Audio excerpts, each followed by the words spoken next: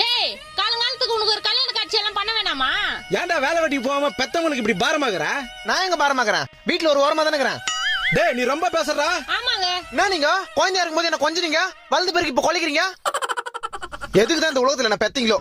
எதுக்கு பெத்தீங்க முதல்ல? என்ன எதுக்கு பெத்தீங்களா? பிறந்து 3 வயசுல பால்வாடிக்கு போக கஷ்டமா இருந்தது, உண்டு கொடுப்பாங்க. பால்வாடி முடிஞ்சதும் ஸ்கூலுக்கு போக கஷ்டமா இருந்தது, ஸ்கூல்ல நல்லா படிச்சாதான் காலேஜ் போக முடியும். அப்புறம் காலேஜ் போக கஷ்டமா இருந்தது, காலேஜ் முடிச்சா நல்ல வேலை கிடைக்கும். இப்ப வேலைக்கு போறதுக்கு கஷ்டமா இருக்குது.